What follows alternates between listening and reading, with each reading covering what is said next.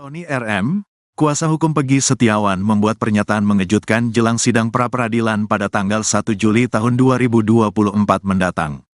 Tony RM terus berupaya membuktikan jika Peggy Setiawan yang berprofesi sebagai kuli bangunan tak terlibat dalam kasus pembunuhan Vina Cirebon.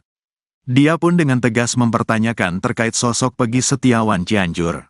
Sebab menurutnya, Peggy Setiawan Cianjur diduga belum diperiksa kepolisian. Melihat hal itu, Tony RM meminta Kompolnas dan Polda Jawa Barat untuk memeriksa Peggy Setiawan Cianjur.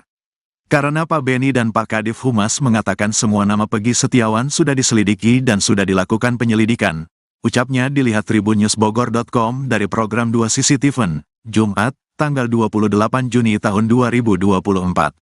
Peggy Setiawan yang di Cianjur sudah pernah diperiksa belum? Tambahnya, Tony RM menaruh curiga terhadap sosok Peggy Setiawan Cianjur lantaran berkesinambungan dengan dakwaan pengadilan.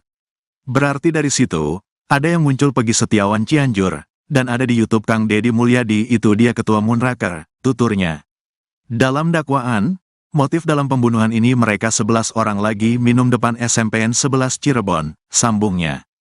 Lalu Andi DPO mengatakan ada masalah dengan geng XTC, kemudian dia minta bantuan Moonraker untuk mencari XTC, jelasnya. Sebelumnya, Peggy Setiawan Cianjur membenarkan jika dia sempat menjadi bagian geng motor Moonraker. Pengakuan Peggy Setiawan Cianjur itu terucap saat Deddy Mulyadi berkunjung ke Cianjur, Jawa Barat. Ya, Deddy Mulyadi memang masih mencari titik terang dari kasus Vina Cirebon, agar semua clear dan tak ada pihak yang dirugikan. Pada kesempatan itu, Peggy Setiawan Cianjur tak ragu mengakui jika dia adalah bagian dari Moonraker. Pernah menjadi anggota Moonraker tahun 2017 di Cianjur, ucapnya dilihat tribunnewsbogor.com dari YouTube Deddy Mulyadi, Jumat, tanggal 14 Juni tahun 2024. Hanya saja, Peggy Setiawan Cianjur merupakan anggota Moonraker yang hanya dibonceng. Sebab Peggy Setiawan Cianjur tak memiliki kendaraan roda 2. Saya masuk Moonraker tahun 2017. Tapi pada saat itu tidak punya motor. Saya boncengan, ungkapnya. Peggy Setiawan menegaskan, pada saat itu anak sekolah dilarang untuk masuk geng motor. Tahun 2016 itu saya masih sekolah SMK kelas 3. Waktu itu anak sekolah tidak boleh masuk Moonraker, jelasnya.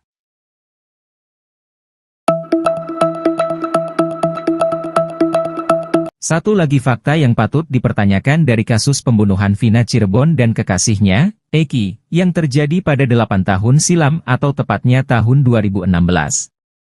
Satu nama yang ikut terseret dalam kasus pembunuhan Vina yakni Peggy Setiawan yang berasal dari Cianjur, ternyata belum diperiksa pihak kepolisian. Atas hal itu, Tony RM, kuasa hukum Peggy Setiawan membuat pernyataan mengejutkan jelang sidang pra-peradilan pada 1 Juli 2024. Dia pun dengan tegas mempertanyakan terkait sosok Peggy Setiawan Cianjur, sebab menurutnya, Peggy Cianjur lolos dari pemeriksaan kepolisian. Melihat hal itu, Tony RM meminta Kompolnas dan Polda Jawa Barat untuk memeriksa Peggy Setiawan Cianjur. Tony RM menaruh curiga terhadap sosok Peggy Cianjur lantaran berkesinambungan dengan dakwaan pengadilan, yakni Peggy Cianjur merupakan anggota geng Moonraker. Hal itu diduga berkesinambungan terkait motif pembunuhan yang menyebut adanya perselisihan antar geng motor Moonraker dan geng pacar Vina, XTC.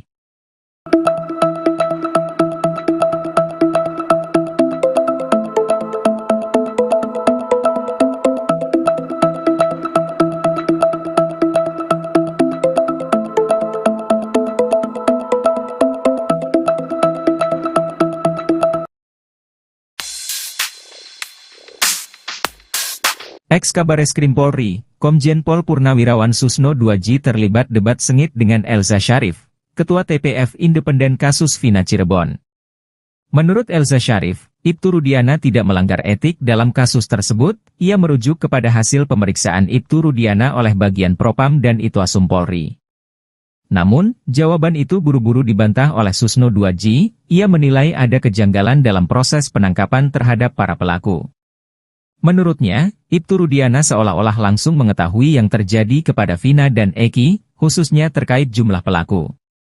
Ex-Kapolda Jabar itu melanjutkan seharusnya Ibtu Rudiana tak boleh langsung melakukan penangkapan para pelaku, sebab itu bukan merupakan operasi tangkap tangan. Pasalnya muncul isu bahwa penangkapan itu dilakukan tanpa surat resmi. Para pelaku pun mengaku jadi korban salah tangkap.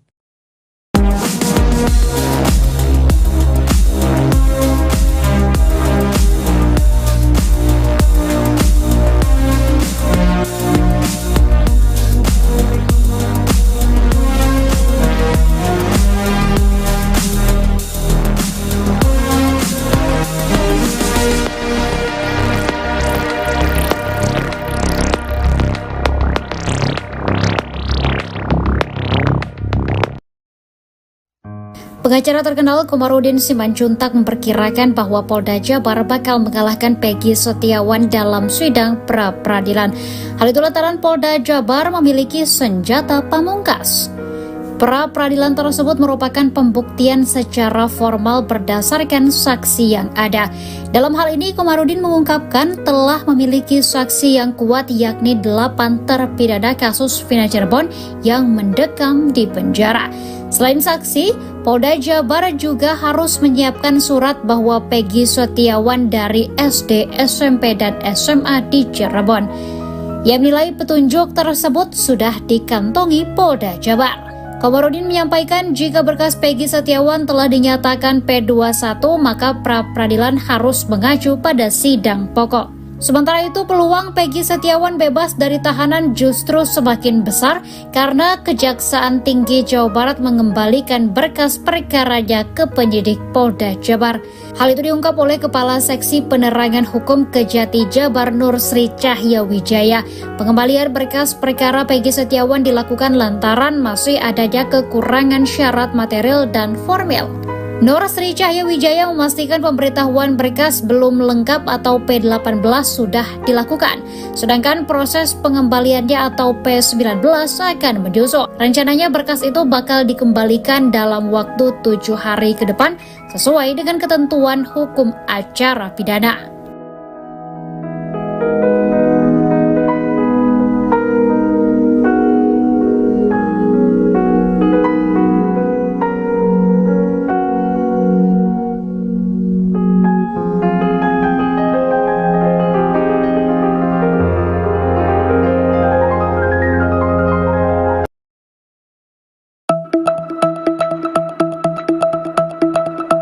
Tony RM, kuasa hukum Peggy Setiawan membuat pernyataan mengejutkan jelang sidang pra-peradilan pada 1 Juli 2024 mendatang.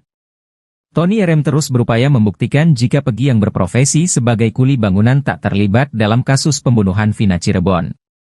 Dia pun dengan tegas mempertanyakan terkait sosok Peggy Cianjur, sebab menurutnya, Peggy diduga belum diperiksa kepolisian. Melihat hal itu, Tony RM meminta Kompolnas dan Polda Jawa Barat untuk memeriksa Peggy Setiawan Cianjur. Tony RM menaruh curiga terhadap sosok Peggy Cianjur lantaran berkesinambungan dengan dakwaan pengadilan, yakni dirinya adalah ketua geng motor Moon Raker. Sebelumnya, diketahui motif pembunuhan Vina dan Eki adalah adanya masalah antar geng, yakni Moon Raker dan XTC. Namun terkait hal itu, Peggy mengaku hanya dibonceng, sebab Peggy Cianjur tak memiliki kendaraan roda 2.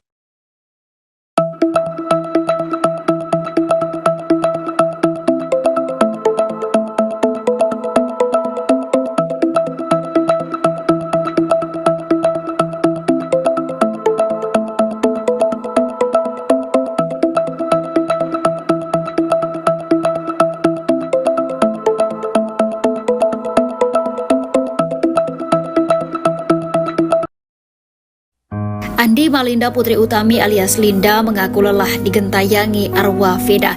Tak hanya kesurupan, Linda bahkan mengaku sering dibayangi oleh wajah Vina sejak 2016 hingga sekarang. Menurutnya, wajah Vina Cirebon kini telah berubah. Ia mengatakan almarhum Vina ingin menggunakan tubuhnya untuk membongkar kasus pembunuhan yang terjadi pada tahun 2016 silam. Namun, Linda menyebut arwah Vina hanya mau membongkar kasus kematian yang menggunakan tubuh Linda. Linda mengatakan dirinya sudah capek karena dikaitkan dalam kasus Vina. Bahkan ia sempat marah lantaran kini sudah punya keluarga dan enggan ikut campur. Menurutnya, keluarganya di rumah juga sempat merasakan kehadiran Vina seperti mencium bau, bahkan sampai dibuat merinding. Ia melanjutkan Narwa Vina tidak suka jika Linda membicarakan kasus tersebut ke media.